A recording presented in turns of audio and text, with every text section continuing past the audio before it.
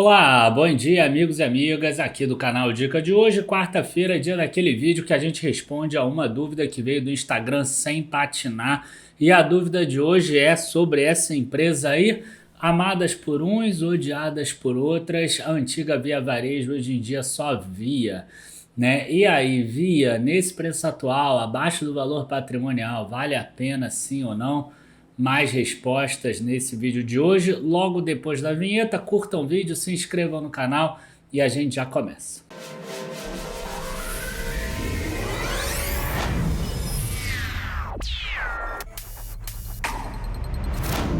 Bom, antes da gente começar aqui, eu quero fazer um recado rápido e depois fazer uma introdução nesse vídeo de hoje, embora sejam bem rápidas as duas coisas.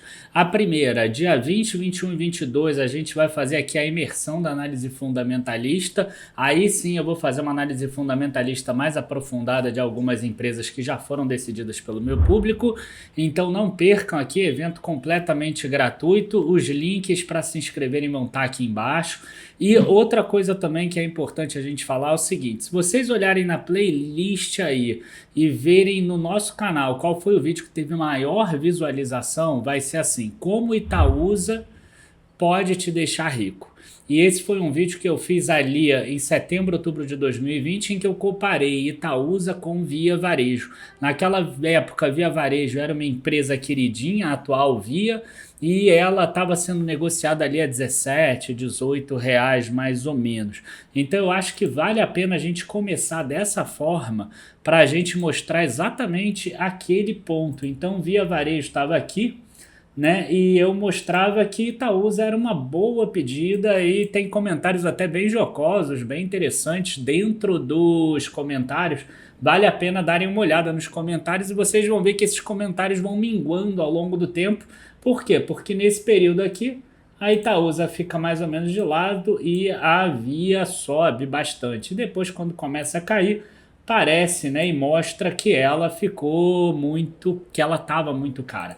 Então esse é um ponto que é importante. Aí alguns vão falar assim: ah, mas Itaúsa também não subiu nada. Mas não perdeu, né? É importante a gente mostrar isso também. Num cenário ruim, você não perder é bom. E outra coisa, né? A gente estava falando aqui mais ou menos de setembro, outubro.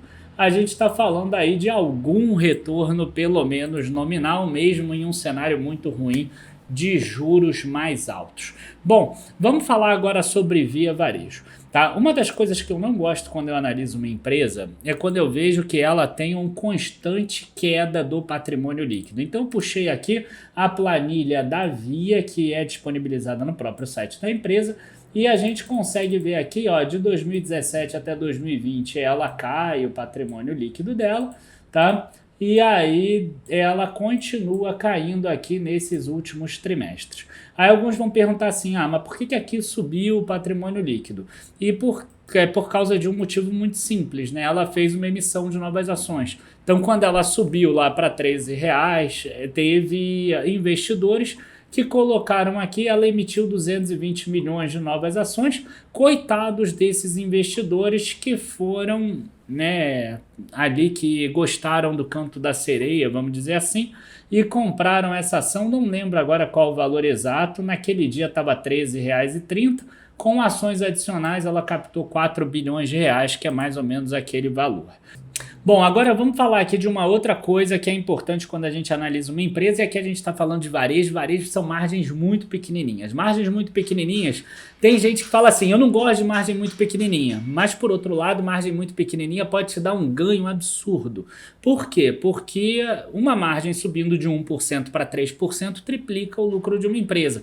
Então é importante você olhar esse tipo de empresa também, principalmente quando está com a margem muito achatada, que é o caso aqui da Via, né? A gente vai olhar aqui, a gente vai ver, ó, lucro antes do imposto de renda, ó, de 91 milhões aqui, lucro líquido operacional 538 milhões, isso em uma receita líquida de 30 bilhões. Isso aqui para 2021, 2020 não era muito distante disso, né? E você vai ver aqui crescimentos não muito grandes também, 6%, 9% no EBITDA, mesmo assim 2,4 bilhões.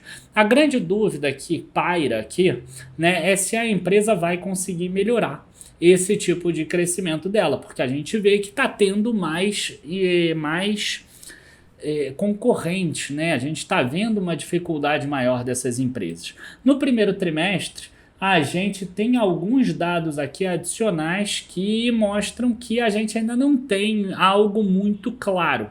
Tá? Então, o que a gente percebe aqui? Que no primeiro trimestre a gente teve uma receita líquida caindo aqui 2%, um EBITDA que teria que ser mais analisado em alta de 29%, mesmo com uma redução de margem aqui. Ela teve uma redução de despesa que é importante, mas mesmo assim a gente vê que não é nada assim tão excepcional. E aqui a gente vê um lucro líquido operacional de 86 milhões, um lucro antes do imposto de renda de 61 milhões. Então, não é nada de excepcional o resultado da empresa. Por que eu estou falando isso? Por quê? Porque se a gente pegar ali 500 milhões, por exemplo, e imaginar que esses 500 milhões vão ser lucro líquido, uma vez que ela tem muito prejuízo fiscal, a gente vai chegar aqui em uma empresa que hoje vale 5 bilhões de reais, mesmo que eu pegue aquilo como lucro líquido, vai ser preço sobre lucro de 10 vezes. Então quer dizer, preço sobre lucro de 10 vezes é barato? Cara, quando a bolsa cair para 7% a taxa de juros, vai até ser barato.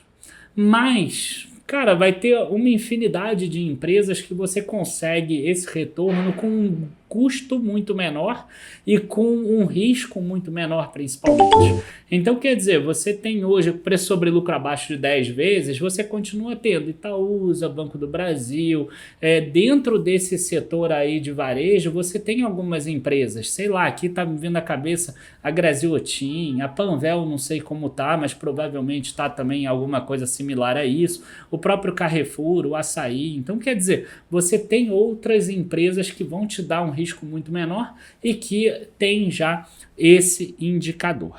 E aí as pessoas vão pegar e vão falar assim, mas se a gente pegar o EV sobre EBITDA, ela está muito barata. Tá, aí a gente precisa tomar cuidado com a estrutura de capital que a empresa coloca aqui.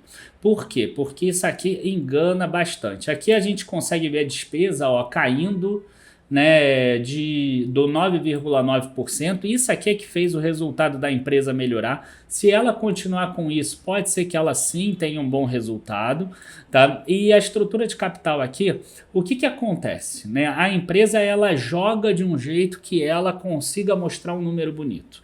Então, quer dizer, ela coloca cartões de crédito quase como se fosse caixa, uma vez que ela consegue antecipar esses cartões quando ela quer. E ela não coloca algumas despesas de carnê como empréstimo.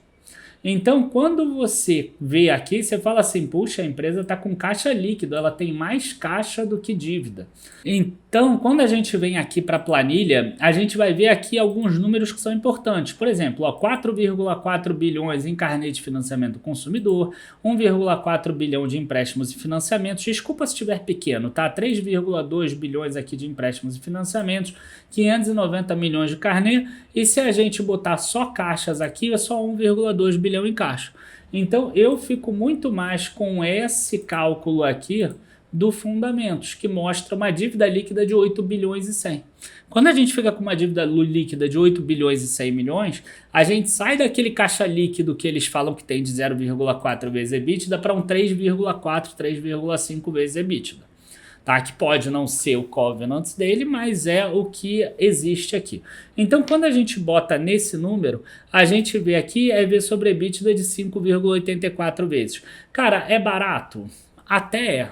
Tá? Mas eu encontro hoje, dentro da minha carteira de small caps, hoje tem 6 ou 7 empresas com um múltiplo menor do que esse.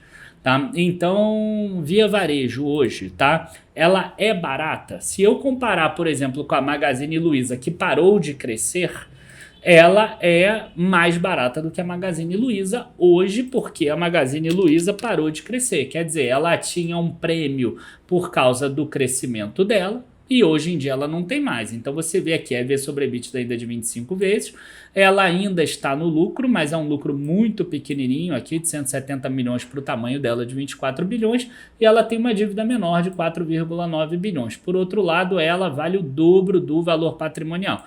Então, quando você está pegando empresa amassada, é melhor você pegar empresas com múltiplos menores, porque ela aceita mais desaforo.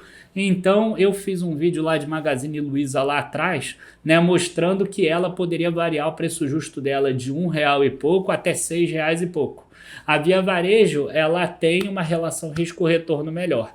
Mas agora, se tivesse que investir alguma coisa do meu dinheiro em alguma dessas empresas, seria um percentual muito pequenininho. De qualquer forma, hoje tem tanta empresa que já gera caixa e que tem potencial de crescimento, como eu já fiz aqui vídeos lá atrás, que eu não colocaria ainda dinheiro nessas duas. Mas Via Varejo está um pouquinho na frente depois dessa queda toda. Abraços a todos, bons investimentos. Não deixem de ver a nossa imersão da análise fundamentalista, 3 dias que você vai crescer muito como investidor nas suas análises. Abraços a todos, bons investimentos e até a próxima. Tchau, tchau, pessoal.